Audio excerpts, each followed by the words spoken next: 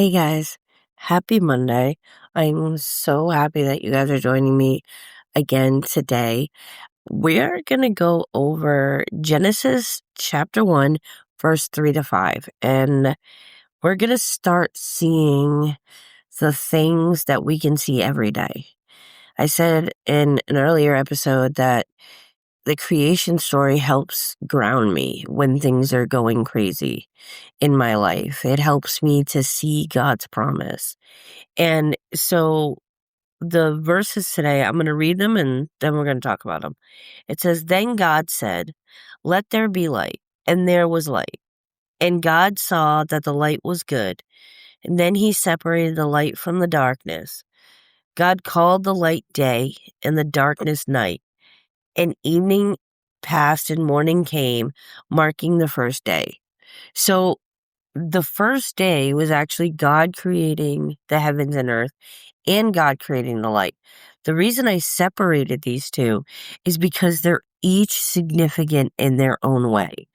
In the first couple of verses, God's creating, if you want to think about it like the outer shell, this sphere that we are going to live on, he's creating. And now he's adding things to it.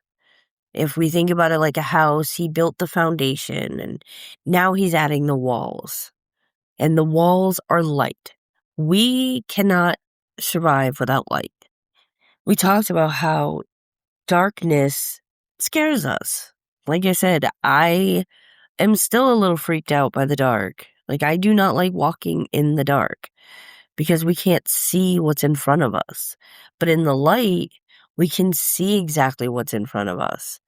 And God knew that. God knew we needed that comfort of being able to see around us. But I want to go to verse 3, and I want to go to the first 3 words of verse 3. And that said, Then God said. God didn't have to do what we do. Take wood, take cement, take all of this stuff that is already there to build a house or to build something. God made something out of nothing by just speaking it into existence.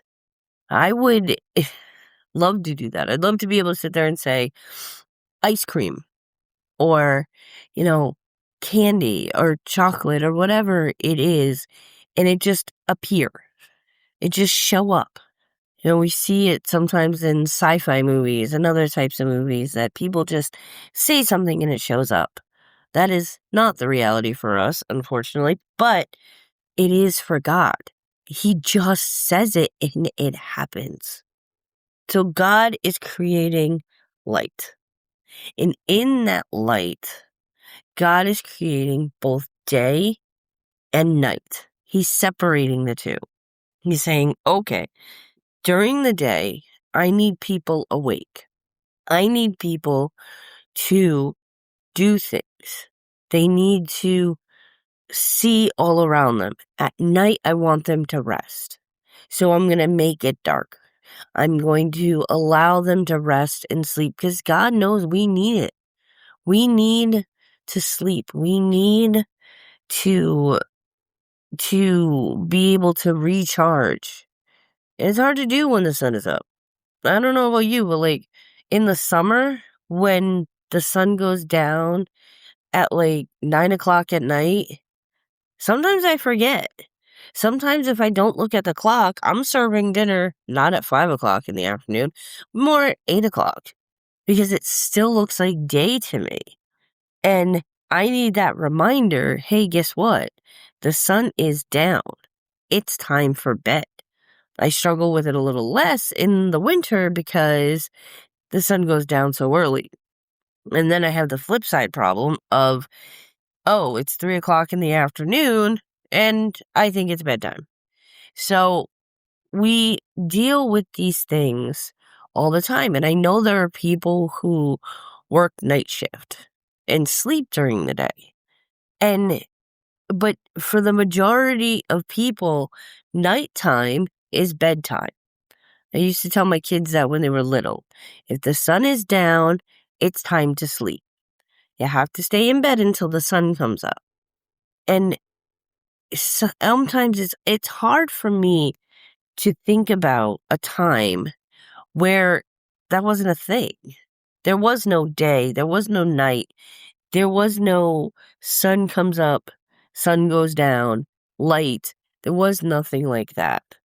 And this is what God was making for us. He knew who He was creating this earth for before we even before He created us, He had to create our home. And so it's hard for us to compartmentalize. It's hard for us to imagine the moment that the light turned on, that God said, "Let there be light," and there was light. But it's a beautiful thing that we can see every day. We can go outside in the morning and we can see the light of day coming. And it's beautiful if you think about it, because it takes away the shadows. It takes away the darkness. And that's what Jesus represents. Jesus represents the light in our lives. He takes away the dark. He takes away the sin as long as we repent to Him. And He is our light. He lights our path wherever we go. Light is very important to people. We have electricity in our houses. And before electricity, there was candles and lanterns and oil lamps, because humans just know we cannot function in the darkness. So on day one, God created this sphere that we live on. And then God added light to it so that we wouldn't be afraid of that empty, void darkness that it was prior to the light turning on.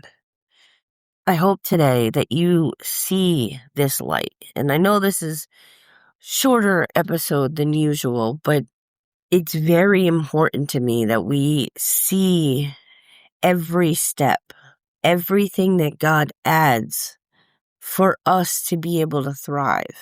And I want to talk about it individually, because I feel like if we just read the whole story of creation, we can jump over certain things. We can jump over the importance of all of these steps that God did for us. And I want to focus on each and every one of them. So I don't know what darkness you're going through. I don't know what you're facing. But remember, Jesus is light. Jesus is calling you to Him, and He's saying, hey, I want to light your path. I want to brighten your world. Come to me. So I hope today that you see God's promise all around you. And I hope that even in the midst of the hard times, you can go outside and look at the light and know that it's part of God's promise to take care of us. Because that's what the whole story of creation is a promise that He is going to give us the things we need. And that's what He does. So I hope you guys have a great day, and I will talk to you guys tomorrow. Have a great day. Bye.